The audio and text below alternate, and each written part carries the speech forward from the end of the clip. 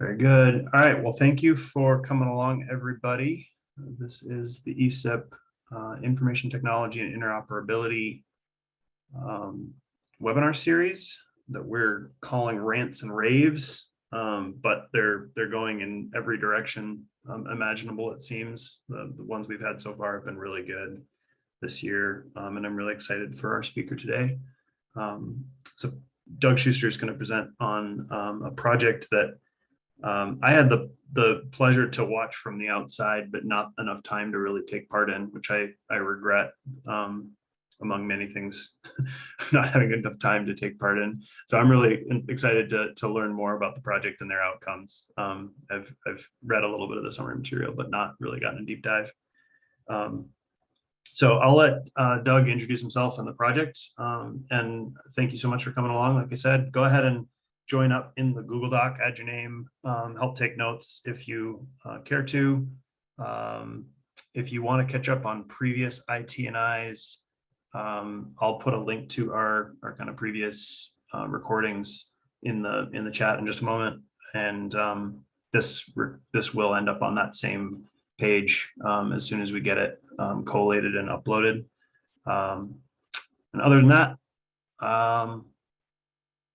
I guess before we jump into this one, I would mention that we have next month's talk lined up.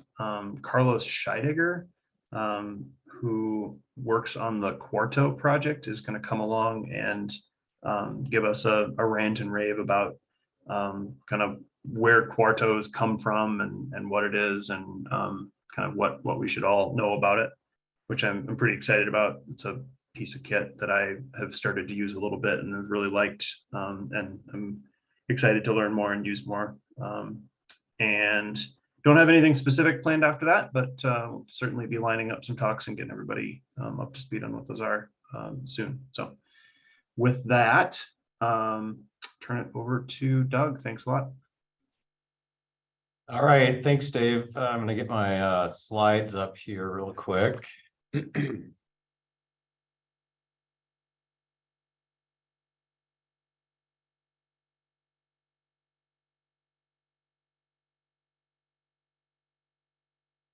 All right, does everybody see those okay? Thanks for the introduction. I'm going to shrink something over here. There we go. Anyway, thanks for the introduction and the opportunity to join the Rant and Rave seminar series. As Dave said, my name is Doug Schuster. I work at the National Center for Atmospheric Research, and my primary job is managing the group that maintains the research data archive at NCAR. So I came at this project somewhat from a repository data management perspective. And then the other PIs on the project, we have a couple of actual scientists that do modeling activities, including Gretchen Molidor and Jared Marquis, and then Matt Marinick from the NCAR library as well. So I'll be describing today a project we've been involved in since 2020. That was an EarthCube Research Coordination Network project that looked at really developing tools to assist simulation-based researchers in deciding what project outputs to preserve and share. And I'll get more into what that means in the next, as the presentation goes on. So the title of the Research Coordination Network was What About Model Data? Determining Best Practices for Preservation and Replicability. And really what motivated this project was the landscape of evolving community open access expectations, and that led to data management requirements from funding agencies and publishers. So, when you publish a paper now, as many of you are familiar with, you need to provide access to the data from a trusted repository. And now the software is expected to be provided as well for many publications. But back in around 2020, when this project came about, there really weren't good expectations for simulation outputs in terms of how do you meet open access requirements. A lot of the publishers would just state, provide all of the data associated with the publication. Well, in some cases, simulation outputs are tens to hundreds of terabytes of data or even petabytes. So that's not realistic, especially for individual PIs. So that's some of the background on what motivated this project. So a little bit of background on the project itself. The project involved 3 different workshops. The first 2 were virtual, held back in 2020. Then we had an in-person workshop in 2022, and all these workshops involved around 40 to 50 participants. And we drew from a wide range of experience, including modelers from various disciplines in the atmospheric sciences, hydrologic sciences. We had data and technology experts. We had members from the publishing community as well as editors. And then we included some early career perspective as well in these workshops. And we had very specific goals through the workshops. Really, one was develop a rubric, which I'll be describing later in the talk. And that's really a tool to really assist researchers in determining, forecasting what output they need to preserve and share from a project to communicate knowledge. Then we developed reference use cases through these workshops that were associated with rubric score, and those reference use cases were really developed so that once one goes through the rubric that I'll be describing, they can look at a reference and say, okay, here's what somebody else preserved and shared according to a similar rubric score. And then at the final workshop, we discussed some of the challenges in achieving data and software management goals. So, data and software data management plans have been expected by funding agencies for quite a while, but they're not always, super important when developing a proposal. So what are the challenges, in meeting open science expectations when there's somewhat of a mismatch between funding for doing these things, and the asks for actually meeting these expectations? So that's what we talked about in workshop 3. So in general, what to do about model data? Most of the time, the answer is not to preserve all of the data and output for all projects. This can be too expensive due to large data volumes. It actually costs money to save data on storage in a repository, and that's fairly expensive to do. And not all model outputs are relevant to a research topic. So, in the past, coming from the repository perspective, a lot of researchers would come to us at the end of a project and just say, here's all of the output. I need you to save this 50 terabytes of output to support a paper. And that's not a sustainable way to do things moving forward. So I'll discuss the project findings here over the next couple of slides. So what to preserve and share for all projects. And what I'm going to describe here was actually published in a Frontiers paper back in 2021, and the DOI information is on there. But what we found, through the workshops, it's very valuable, for researchers to share the code components of their full model workflow, which hasn't always been the case in the past, and it's still a bit of a challenge. But that includes the initialization and forcing data for an experiment.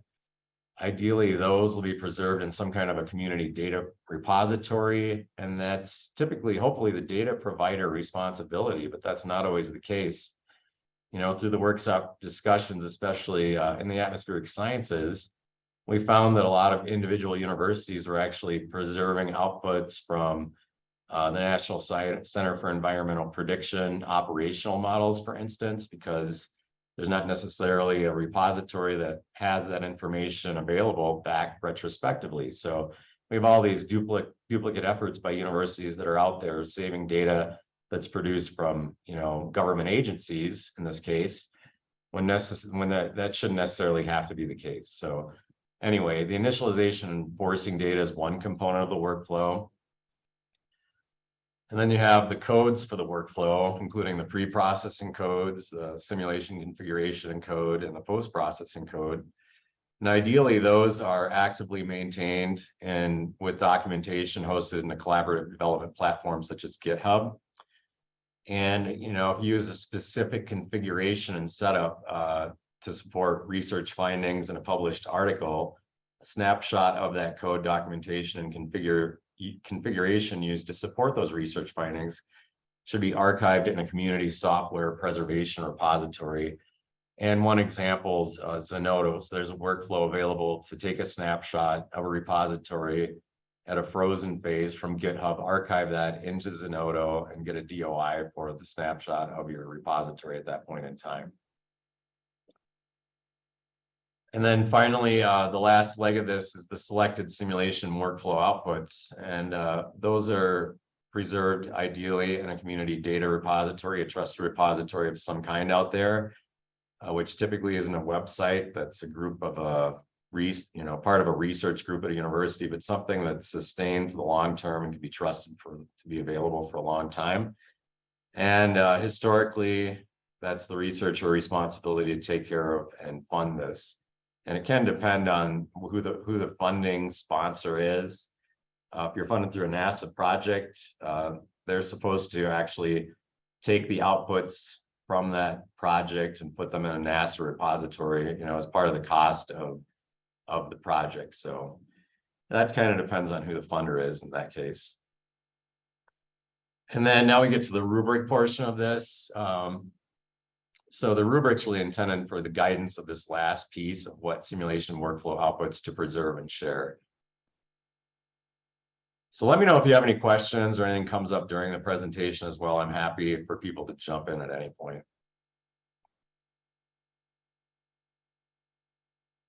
So moving forward, the purpose of this rubric, as we went through workshop discussions, there are actually a lot of use cases in terms of what to preserve and share through different components of a simulation workflow.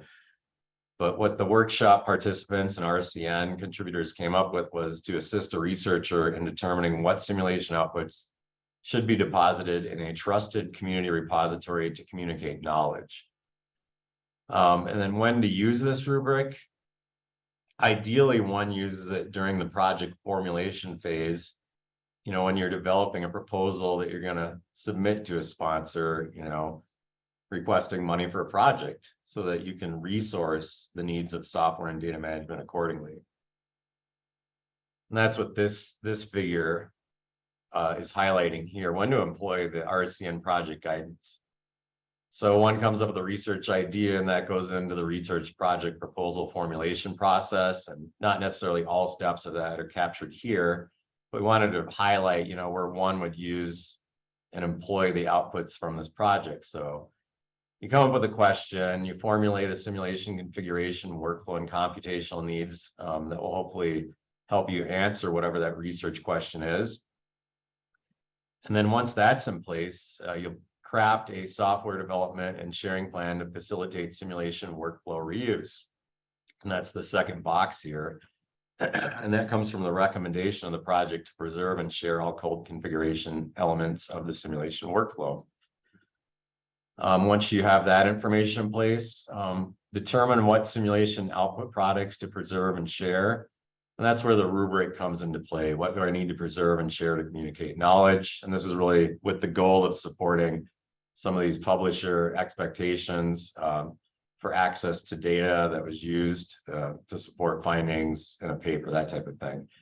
So you run, when one works through the rubric, you come up with the score, and then you can refer to a reference use case that's aligned with the rubric score to see what others have done with a similar score to preserve and share for their simulation-based project. And then you should at least have an estimate, of what volume of data, rough estimate of what volume may be needed to be preserved and shared as a result of your project. At this point, hopefully you can identify and engage a repository to host simulation output products with an estimate of the volume and structure of those products, what they'll look like. And then if needed, at this point, you can include necessary costs for long-term data and software preservation and reuse in your project proposal budget, or through whatever mechanism a sponsor might provide to do that.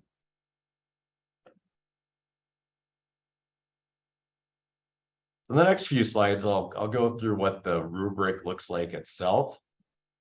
So it's broken up into 8 separate simulation descriptor themes, and those are composed of a bunch of things called the basic elements that are used as questions to answer, that are used to contribute to each one of these themes. And I'll show an example of that in a couple of slides. But looking at the big picture themes and questions, the first one in the rubric is community commitment. And the big picture question that's associated with this is it anticipated that your simulation workflow outputs will have broad community impact and downstream reuse. So there's a number of descriptors that go into trying to answer that question, such as, is it part of a larger projects such as the climate model intercomparison project?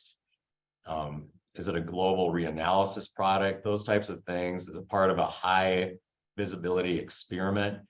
And those questions are really attempting to look at the question of, is your research project a data production project or a knowledge production project? And that's in that paper that was highlighted a bit earlier.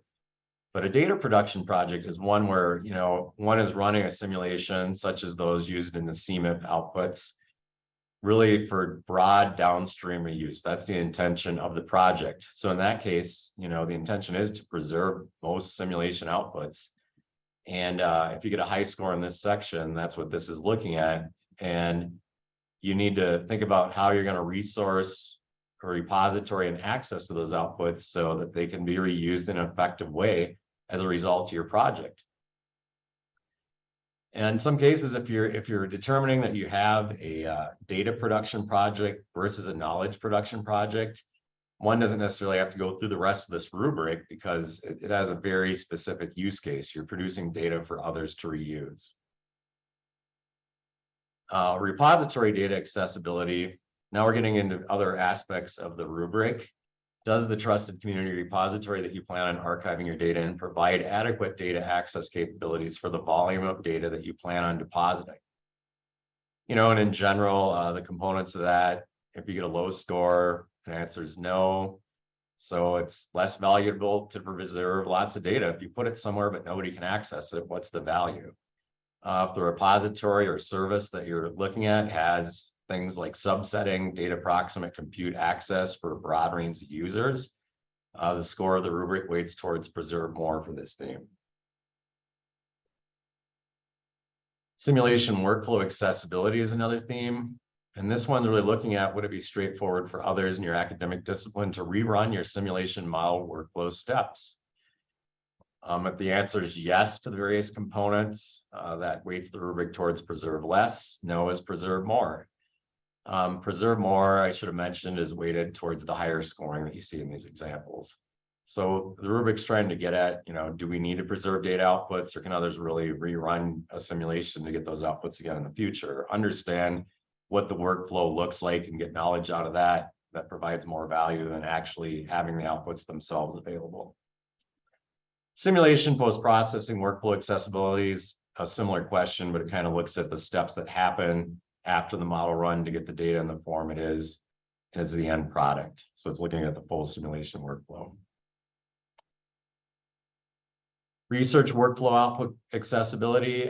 Would it be straightforward for others in your academic discipline or across academic disciplines to use your simulation workflow outputs? And this is trying to look at the value of the outputs. Is it in some proprietary format with little documentation that others can't use? If that's the case, the output doesn't have lots of value necessarily. So the answer is preserve less in a community repository. If it's in a community standard that adheres to community conventions and is easy for broad reuse, interoperable with data analysis tools, the rubric weights towards preserve more. Another topic came up was feature replicability. Would it be feasible for others in your academic discipline to replicate a feature generated through your simulation within an accepted range of error? Preserve less. If it is feasible, preserve more if it's not. And then finally, the last two components of the rubric look at cost. And this can be very important for a lot of people. What's the cost to produce your simulation workflow outputs? Relatively cheap and straightforward, preserve less. Expensive and complex, preserve more outputs. It's challenging for others to rerun your simulation or understand how it works based on the code and documentation that's available. And then one balances that out against the repository data management services cost. What's the cost to archive your output in a trusted community repository to preserve and provide access to your simulation workflow outputs for a minimum period of time? So if it's expensive relative to budget, that weights the rubric towards preserve less. If it's cheap relative to your available budget, that weights the rubric towards preserve more. So those are the 8 different themes in the rubric that are available that resulted from this workshop, from this project and workshop. So does anybody have any questions at this point? Next, I'm going to go into an example kind of what the actual rubric looks like. If not, I will continue.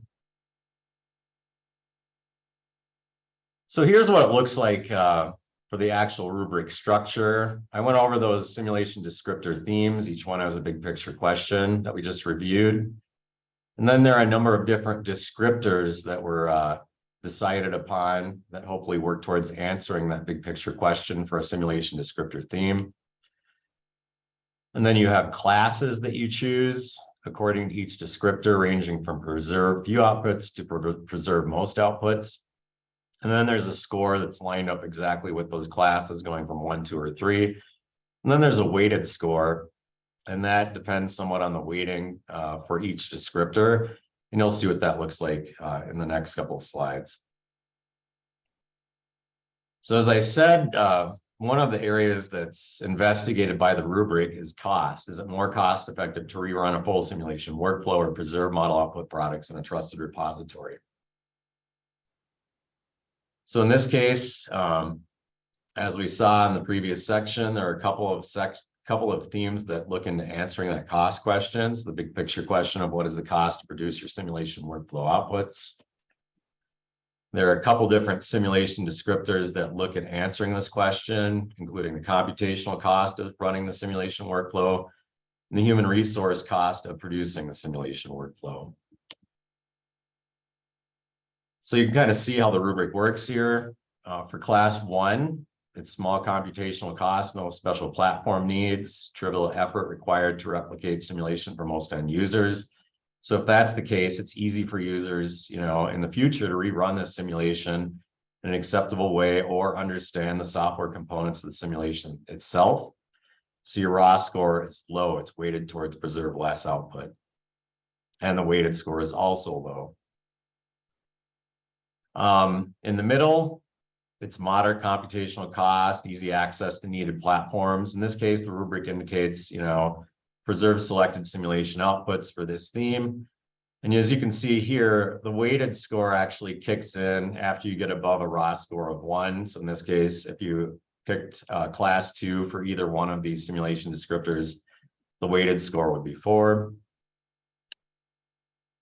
And then finally, you have class 3, which weights the rubric in this theme section towards preserve most outputs or preserve more outputs. In this case, it's high computational cost. You need a specialized compute capability to actually run the simulation workflow.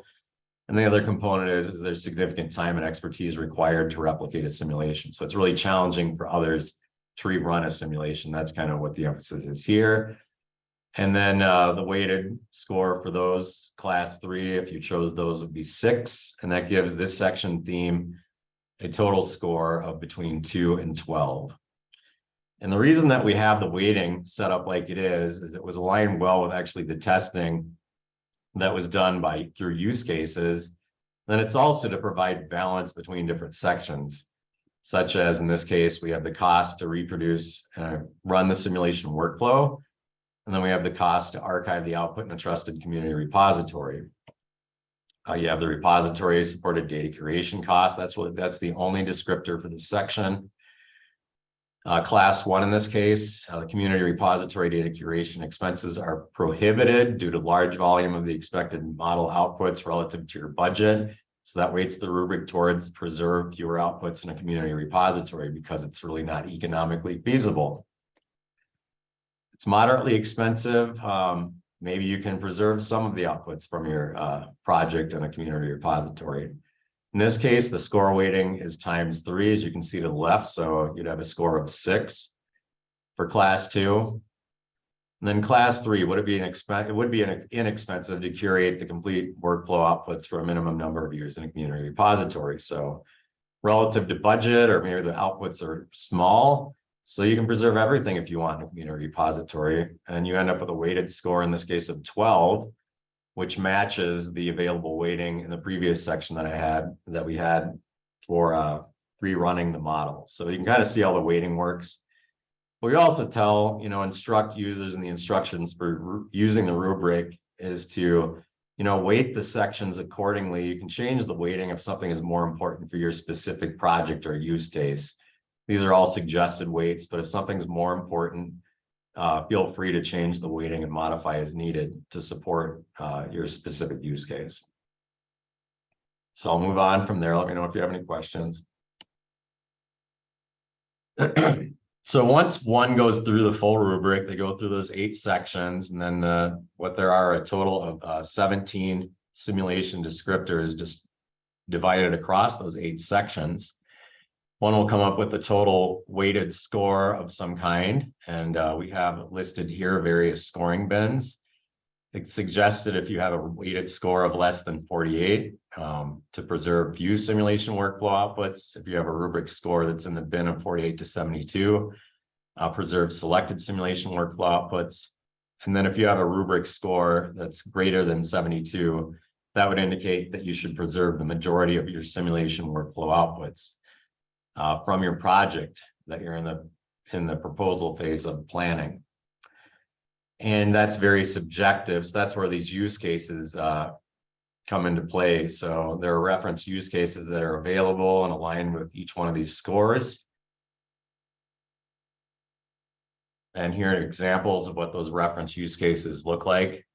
So, you know, if you come up with a smaller score, less than 48, that's the preserve view simulation workflow outputs category. And one example of a use case that we have that is aligned with that is an idealized process study, where the goal is really not knowledge production, and the most value is in the model configuration and code. So, you know, it's looking at it's some nonlinear processes where we're looking at how different model parameters may perform. And in this case, the researcher agreed that, you know, there wasn't much value in the actual output from the study, but how they set up the codes and summarized the results of the various simulation configurations was really of the greatest use for the end user community. And that's also found in the model configuration and codes, the knowledge of those various studies that were done with the idealized process configuration. Selected simulation workflow outputs. This was an ensemble forecast experiment where the environmental fields were saved in the form of summary files, and they were a fraction of the raw model output. The raw model output included all of the, you know, outputs and dumps from each ensemble member, but the value was really in the summarization of what resulted from those outputs in this use case, which was called worn on forecast. Once again, all of the code and configurations available, so that complements what you see in the output files. And then for preserve majority of simulation workflow outputs, this was in a modeled ammonia emissions profile use case. And the actual goal of the proposal in the project was data production and producing ammonia emission profiles through a fairly large workflow for downstream reuse. That was the goal. This was actually a NASA funded project. And the purpose was produce this product for others to reuse. So that's the example of produce or preserve majority of simulation workflow outputs. So that all sounds good, but we discussed this in workshop 3. You know, it's really challenging to make this happen because researchers don't have lots of time. They're just trying to get their research done and get research findings and papers out the door in many cases. But yet they're asked to absorb, you know, all of these different expectations in their budget that's supposed to be prescribed for doing research.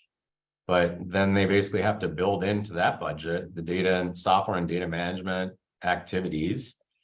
So one of the findings was that software and data management plans really do need to be well thought out by the PIs and project creators, and elevated in importance by funding agencies, you know, and could be potentially included in the broader impact concept of a project proposal. You know, how can the products from this project really be reused downstream? Software, especially in many cases. And then funding should really come from agencies specifically for data and software management needs. Researchers shouldn't have to take this out of the research portion of their budget that's really supposed to be dedicated towards research. This is already happening in many cases. It's just not being specifically called out. You know, and then hopefully it'd be good to incorporate training for data and software management and standard curriculum. So I was in civil engineering actually in my undergraduate, and I had to take ethics courses to be a good engineer and build bridges that I didn't take shortcuts on that would fall down. something like that for data and software management and open science that's just a standard component of curriculum would be nice to have. So people are used to that as they come up through education. Another area that was investigated in the third workshop, but I think needs some additional work, is determining lifetime for simulation data. So in general, simulation data or simulation outputs, however you characterize it, don't need to be preserved indefinitely. In many cases, even if it's a data production use case, there's a new version of a model or reanalysis that comes out and supersedes a legacy version, and product of that model and reanalysis. So those products lose value over time. And, it's costly to preserve this information, whether you're on commercial cloud or on-prem systems, other places. It's expensive, consumes resources to preserve data and information. So especially simulation output, it's not an irreplaceable measurement or observation, so it doesn't need to be preserved indefinitely. So ideally, working with the repository, one would plan and advertise a deaccession strategy at the point when data is deposited. An example is, we guarantee that this data will be made available for a minimum of 5 years. And then this process of X, Y, and Z will be used after 5 years to review if the data is still of value to the research community that was a result of this simulation project. And that's what we talk about in the last bullet. Use a defined process to evaluate when simulation data can be purged from a repo. So in terms of what that is, it'll vary by community. And, there can be some more work done to just, provide a framework for what that looks like. But one component are the data accessed, I guess, but then also, what are the citation trends and that type of thing. But that's something that needs more investigation. Another area, there's a lot of work going on through the national academies and others in terms of, looking at how to incentivize open science processes. NASA's working really hard on this through their Transformed Open Science Project and initiative. And others are too, as this is the year of open science. But really, there does need to be a way to incentivize data and software preservation and sharing. Because in many cases, the way things are structured now in terms of merit-based rewards for number of citations and publications and different things, researchers are motivated to hoard data and software in some cases, because I want to write as many publications as I can with this unique piece of software or data set. And I don't really want others to use it right away. I want to get as much as I can out of it, and then everybody else can do something with it. Well, legacy wise, maybe that's the way it's been done, but that leads to resistance in terms of cultural resistance. Why should I share data and software? I want to get a promotion, and that's based on how many citations I get from my published research. So, that's somewhat changing now in terms of citation of software and data sets. But we need to showcase open science-based research success stories, update the promotion and tenure process to support sharing of code and data versus hoarding of code and data. And then raise the visibility of open science achievements through publisher and societal awards. And AGU is doing some of that, and we're working on that at the American Meteorological Society as well. Just, and get champions out there and peers out there in the community and the research community that are doing this, and really show how valuable it is. And it actually, leads to more gain of knowledge over time and more efficient research in general, if we can reuse one another's codes and data versus having to sleuth through a paper and try to come up with how that code worked. Or, in terms of equity, if I have a relationship with an author, I might have access to the code, but somebody that's an early career researcher, they might not have access to that if they contact the author. The author doesn't have to answer every person that contacts them. And then the final topic that we discussed was equitable access to data and software curation and analysis resources. So one challenge, and I'm on the board of data stewardship at the American Meteorological Society, and they've hesitated on changing some of their expectations for open science in terms of data and software sharing, because they don't want to exclude researchers that don't necessarily have access to repositories that can host their data, computational systems, consulting support for developing software that can be shared in a good way, following good practices. But, through discussions in this workshop, we shouldn't exclude, that basically leads to exclusion of people from practicing in open sciences if they don't have the resources available. So instead of excluding more from open sciences and really allowing those larger, well-funded institutions to take the lead in open sciences, and adhering to open science practices, we need to provide the resources for those that under-resourced and underserved communities to meet open science expectations so they can participate in that. Examples are access to data proximate compute and trusted data software repositories, training and support. There was an example of a national virtual data curation laboratory, something in that like that. And then keep a wide range of stakeholders in the discussion and continue to build relationships. But it's important not to, by default, if I'm from a small institution or an individual researcher, basically not be able to participate in some of these open science activities because I don't have access to the resources of those at large labs or centers in terms of software and data preservation and sharing.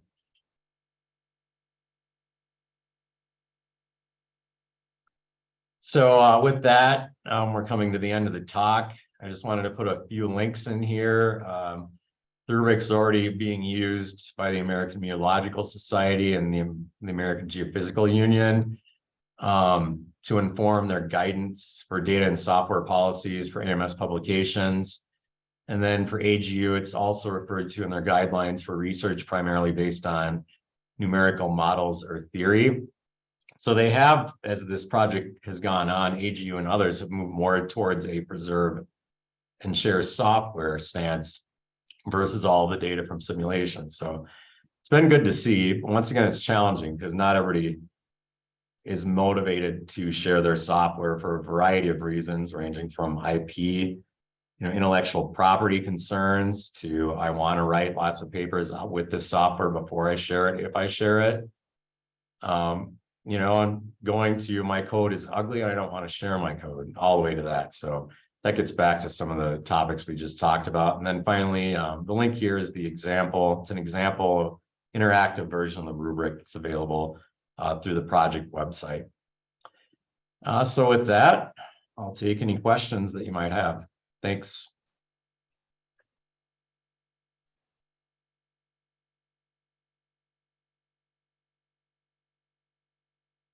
Awesome. Thank you so much.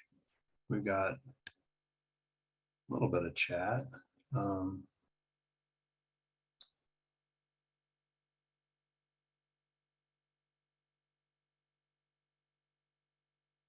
Anybody want to come off mute and pose any questions? I could certainly pose a few. I did want to ask briefly, Dave, about kind of that software bill of materials. It's kind of a thing that's come up the last few years, really more in the security realm, but I think has some broader impacts on a lot of these questions, anything from simulations to outputs and reproducibility, and just where people are trying to start to really consider that level of detail in both the generation of data products and simulation outputs, and then even just how we continue to consume and use those downstream.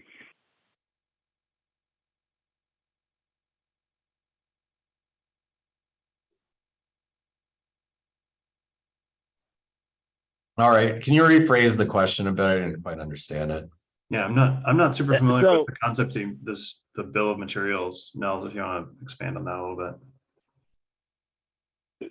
So, I mean, I'm sure we're all familiar with, you write some code, you have some software, you have some dependencies in there, right? Mm-hmm. One of my initial comment in the chat was just like, you were talking about, hey, having a snapshot of your repository that generated some data, like that is a great first step. But if that software has a dependency and its version changes, you may not be able to get that reproducibility. You may not be able to run that again using a newer version. So this is what made me think of that software bill of materials. Like I say, it's more of a security supply chain technique that's being developed, but it has direct implications here as to, hey, how do I, like, not just my own code that's sitting in this repository that's generating these outputs, but things that I'm using that are dependent on, or transient dependencies. And that's where it really starts to get difficult. You can document in your code, hey, I'm using version X of somebody else's tools to help me out. But what if they have a dependency, right? How do we start to track through those things and really provide a bill of materials that says, here's every piece of software and the version or the repository commit it came from, things like that, so that we can tell when one thing changes if that had an effect on that output and that reproducibility. So that's what the concept is. And again, I was reminded of it, thought it might be of interest to you in this project and this community. Again, it's coming out of the cybersecurity world more than anything right now, and supply chain issues, but I think it's quite relevant. Yeah, I think that is a good point. In terms of documentation, that would be a good practice, if there was that detailed of an inventory of all of the dependencies. As Dan stated, maybe containerization could help with that issue. But this has come up in this project somewhat, and others, involving with the publishing community. There's an effort right now that's looking at publishing notebooks as the primary research paper that AGU is working on or leading. And there's an acknowledgement that there's going to be software, what they call graceful software degradation over time, where you're probably not going to be able to rerun all the components. But having the documentation of what was used to run something at the time research findings were made, and then being able to actually look at the code to understand the logic of how things worked without necessarily being able to rerun or identically reproduce something, just being able to read the code itself and build upon that code. Most people aren't doing things just to specifically reproduce a product from a project, but they want to, okay, I find that interesting and I want to build upon that research. That's really what we're looking for in the code. So whether or not it can reproduce exactly something that was done before, or I can look at the logic and take some of that, give that code credit, and build my own code based on that to do something else. I think that's kind of what we're looking for. Yeah, I recently took part in some interviews on reproducibility in software and found it really interesting that some people actually say, well, no, I don't want software that runs. I want a written description of what the software does so I can reproduce it. That's their definition of reproducibility. I'm like, well, there we go. Okay, that's a whole nother way to think about it. Like, who cares about the software? Just make sure you documented what you did in a way that's accurate. And anyways, the question I was going to ask was kind of about the difference between, and how much did you guys get into the difference between academic projects that are governed by rules of engagement of academia versus federal research and outcomes of federal work that are governed by maybe a different set of kind of public sector intellectual property rules. Like, does the rubric have anything to address that? Or was not really directly, no. Oh, okay. Talks about, in terms of accessibility for code and whatnot, intellectual property issues, because there are some, let's say, that work for the Navy, NRL, Naval Research Lab. They can't share code and that type of thing, so it tries to account for that. In that case, it works more towards shared data. Mm-hmm. But that's generally where it would go, I would say. But there's nothing specifically that says, federal agency versus university researcher. Yeah, because then there's a recent policy change that essentially all federally funded software development has to be public domain, right? Like, does Mhm. that change the rubric because all of a sudden there's some new required components that would have otherwise been optional? Well, as a result of the project, the guidance is to share all of your software. So hopefully that backs that up. Yeah, sure. In terms of the data portion, I guess, what we envision for this is that somebody can justify what they're doing and cite the rubric or the paper based on this versus just saying, oh, I just thought I should do this, but this is like something that can back it up. So, Yeah. and then if it's the case of there's IP issues, they can cite this as well as the IP issues that say, this is why I can't share my software because, it's a part of a naval research security issue or whatever. Sure. Yeah, no, that makes sense. So we're undergoing, well, we're going through a project right now as part of, it's actually a project I'm working on for the USGS Community for Data Integration. To look at the practices that are out there in the wild in the USGS for publication of data that was the result of a workflow or a model. Okay. And trying to get a handle on what are people actually doing and what are the, what should we be requiring in the USGS federal policy. And this rubric is going to be front and center in terms of providing that guidance that like you're saying, a justification for making some decisions. But yeah, it seems to be for better or worse, it seems to be an economic decision at the end of the day. Yeah, totally.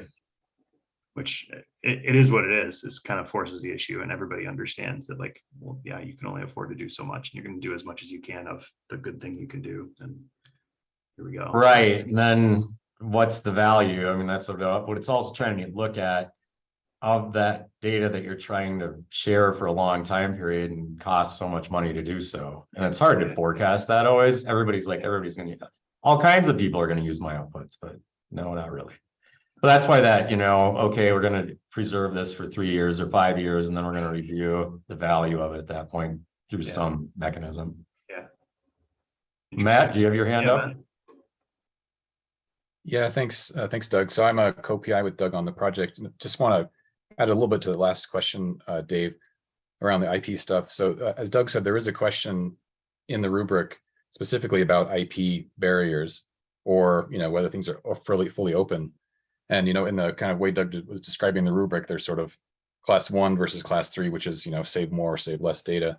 And so in this case, if everything's fully open, then that sort of weights towards preserving less data potentially for that particular descriptor, because potentially the software is easier to rerun. But the idea with having 17 of these descriptors is that things might balance out, because just because something's open doesn't mean it's easy to run, or that you can rerun it and get the same outputs, right? Depending on kind of how what kind of model it is.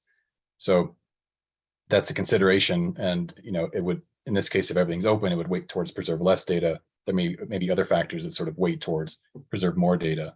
And so the idea is you do all of them and you kind of see where it balances out. I like it. Got any other questions? Discussion points?